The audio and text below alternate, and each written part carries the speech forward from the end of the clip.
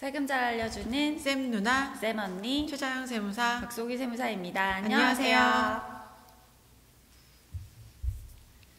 네, 5월이 되어서 근로장려세제 신청 기간이 다가왔습니다. 네, 올해는 작년과 다르게 근로장려금을 좀 빠르게 지급하겠다라고 정부가 이미 발표를 했는데요.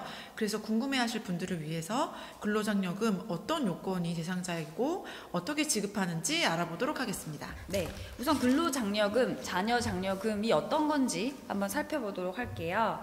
네. 근로장려금은 소득과 재산이 일정 금액 미만인 가구를 대상으로 이제 근로 의욕을 높여주기 위해서 소득을 보조해주는 제도잖아요. 그래서 근로장려금은 당연히 근로하시는 분들이 대상이 되고요. 자녀장려금의 경우에는 자녀 양육을 지원하는 장려금이다 보니까 자녀가 있으신 분들이 대상자가 됩니다. 그럼 신청 자격을 좀 더 구체적으로 살펴볼까요? 네, 일단 가구별로 이제 소득과 재산이 일정 금액 미만이어야 되는데 가구는 크게 세 가지로 나누고 있어요. 네. 단독 가구, 그리고 호벌이, 혼자 돈을 버는 가구, 그리고 맞벌이 가구 이렇게 나눌 수 있죠. 단독 가구의 경우에는 말 그대로 혼자만 있는 경우를 말하는데요. 네. 배우자나 부양가족이나 70세 이상의 직계존속이 없는 가구를 말하고요. 네, 호벌이 가구는 이제 배우자나 자녀 그리고 70세 이상의 직계 존속이 있는 가구인데 이제 소득이 혼자인 사람이 호벌이 가구입니다. 맞벌이의 경우에는 본인과 배우자가 같이 수입활동, 근로활동을 하시는 경우에 맞벌이라고 합니다. 네, 각각 총 급여가 300만 원 이상인 경우를 이제 맞벌이로 보고 있어요. 네, 그래서 이렇게 수입에 따라서 근로장려금을 차등 지급하게 되는데요. 수입 금액을 살펴볼게요. 네, 소득 기준이 2019년 기준으로 근로소득, 사업소득, 그리고 종교인 소득이 있는 경우로 가구 유형별로 살펴보면 단독 가구인 경우에는 이제 소득이 2천만 원 미만인 경우가 대상이 되고요. 네, 호벌이의 경우에는 3천만 원 미만이고 맞벌이의 경우에는 3,600만 원 미만이 근로장려금 대상자가 되고요. 자녀장려금은 약간 달라집니다. 네, 자녀장려금은 당연히 단독 가구인 경우는 자녀가 없는 경우이기 때문에 대상이 없고 호벌이 가구는 4천만 원 미만 그리고 맞벌이 가구도 4천만 원 미만인 경우에 자녀장려금 신청이 가능합니다. 소득 요건에 따라서만 장려금 지급 기준이 달라지는 건 아니고 여기에 재산 기준이 하나 더해지게 되는데요. 2019년 6월 1일 기준으로 해서 가구원 모두가 소유하고 있는 주택, 토지, 건물, 예금 이런 것들이 합계액이 2억 원 미만인 경우에 한해서 지급하게 됩니다. 자산의 경우에는 부채를 차감하지 않게 되거든요. 네. 그러니까 여러분들 재산이 이 2억 원을 넘는다면 대상자가 되실 수는 없을 거예요. 네.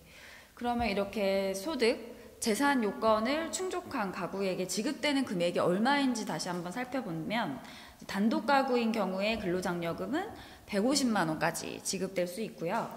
네, 호벌이 가구 같은 경우는 260만 원까지 지급이 되고 맞벌이 경우는 300만 원까지 지급이 됩니다. 네. 자녀장려금의 경우에는 이제 자녀 1인당 50만 원에서 70만 원이 지급이 됩니다. 네, 그럼 자녀장려금은 근데 몇 살이 돼야 자녀가 되는 거죠? 네, 자녀장려금은 18세 미만의 부양 자녀를 이야기하고 있습니다. 네.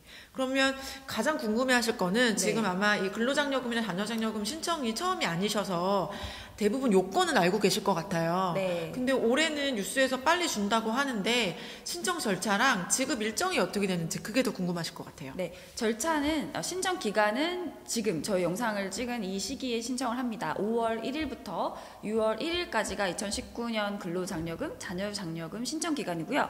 이때 신청을 하게 되면 8월 중에 지급을 한다고 합니다. 네, 작년 같은 경우는 추석 전에 지급을 했잖아요. 9월 6일 전에 일괄 지급한 것으로 확인이 되었는데 올해는 그보다 일찍 8월 말까지 지급한다고 하니까 대상자인 분들은 6월 1일까지 꼭 신청하시면 좋겠습니다.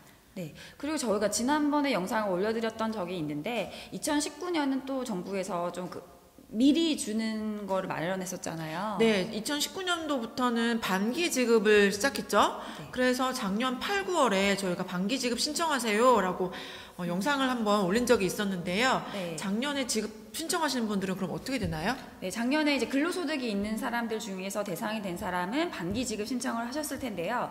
2019년 8월에 신청하신 분은 12월에 35%를 미리 받았고, 그리고 2020년 3월에 추가로 신청을 하시면 그거는 6월에 지급이 됩니다. 그러면 이제 35% 미리 지급을 했으니까 나머지 30%는 이 소득 기준에 맞춰서 정산을 해서 나머지 30%는 8월에 지급을 하도록 되어 있습니다.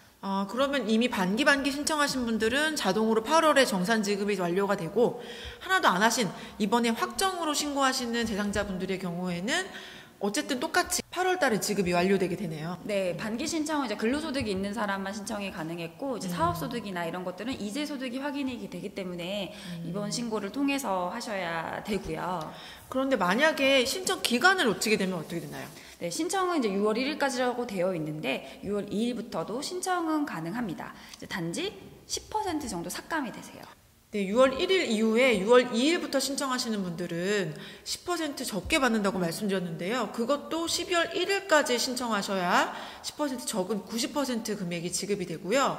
원래는 이번 6월 1일까지 신청하시면 8월 말까지 지급이 되는데 지급도 뒤로 밀리죠. 지급도 8월이 아니라 10월까지로 받으실 수 있습니다. 그렇기 때문에 이제 기한 내에 신고하시는 게 가장 좋겠습니다. 네. 그러면 신청하실 수 있는 방법은 어떤 게 있나요? 아무래도 이게 좀 노령이신 분들도 계셔서 신청 방법이 어려우면 힘들 것 같은데요. 네, 정부에서는 사실 열심히 대상자가 되실 분들에게 안내 메시지를 보내고 있어요. 그 경우에는 전화를 하시면 간단하게 신청을 하실 수가 있습니다. 네, ARS 1544에 9944 요거로 하시는 게 제일 편할 것 같아요. 네. 모바일로 하시는 방법도 있고 인터넷으로 하시는 방법도 있고 찾아가시는 방법도 있겠지만 이제 코로나 때문에 찾아가기는 어려우시니까요. 1544, 9944로 전화하시면 신청이 가능합니다. 네. 추가로 이제 확인할 사항들을 말씀을 드리면요. 아무래도 정부에서는 당연히 가능성이 있는 대상자의 분들에게 안내문을 모두 보내고 있는데 안내문을 받았다고 해서 사실 전부 다 대상은 아니에요. 안내문이 나왔을 때 우선 신청은 하실 수 있는데요. 무조건 대상자가 되는 건 아니고 심사를 하게 되죠. 네, 아까 말한 소득, 재산 규모를 확인하고 대상자인 경우에 지급을 하기 때문에 그건 심사 후에 이제 최종적으로 결정이 되고요. 혹시 또 안내문을 못 받았는데 나는 대상이 아닐까 하시는 분들도 계실 수 있을 것 같아요. 네, 국세청에서 이미 소득을 확인하고 있는 근로자분들이라면 대상자를 보냈겠지만 사업소득자분들이라면 미처 확인하지 못해서 안내문을 못 보내드린 경우도 있을 수 있거든요. 네, 이 경우에는 신청을 직접 하시면 네, 대상이 되시는 거 심사해서 당연히 지급받으실 수 있습니다. 또 내가 대상자로 선정이 됐는지 먼저 알아보고 싶다라고 하시면 확인하실 수 있는 방법이 있어요. 이제 안내 대상자 여부를 조회하실 수 있는데 저희가 띄워드리는 이 화면 손택스 모바일로 있는 어플로 확인해 보실 수도 있고요. 홈택스에서도 해당 화면에서 내가 대상자인지를 알아볼 수 있습니다. 네, 이런 근로장려금, 자녀장려금 어쨌든 소득이 확인이 되어야 지급이 되기 때문에 이제 소득이 있을 것이라고 신청을 하기 위해서는 소득세 신고를 해주셔야 돼요. 그래서 5월 31일까지 소득세 신고를 꼭 확정 신고 해주시고요. 또 이제 신청 금액과 지급액은 최종적으로 달라질 수가 있잖아요. 어떤 경우에 달라질까요? 재산합계액이 저희가 아까 2억 원 미만이어야지 신청이 된다고 말씀드렸는데요. 1억 4천 에서 2억 원 사이이신 분들은 전체가 나오지 않고 해당 장려금의 50%만 지급이 되고요. 네. 그리고 이제 자녀 소득세에서 자녀 세액공제라는 게 있어요. 네. 그걸 받았거나 아니면은 체납된 세금이 있다라고 하면 이 지급할 금액에서 30%를 한도로 충당을 한다고 합니다. 네, 먼저 그쪽에서 뺀다는 얘기죠. 네네. 중복으로 하지 않겠다. 네. 네, 그리고 아까 말씀드렸듯이 6월 1일 이후에 6월 2일부터 12월 1일까지 늦게 신청하신 분들의 경우에는 90%만 지급된다는 점도 기억하셔야 될 것 같아요. 네, 이제 소득이 있는 경우에는 이렇게 지원 금액을 받아서 할 수 있는 제도들도 있으니까 다양하게 이제 해당되시는 분들은 꼼꼼하게 챙기시는 게 좋겠습니다. 네, 코로나19로 어려운 요즘 여러분들한테 조금이나마 도움이 되셨으면 좋겠네요. 네, 그럼 지금까지 세금 잘 알려주는 쌤 누나 쌤언니였습니다. 안녕.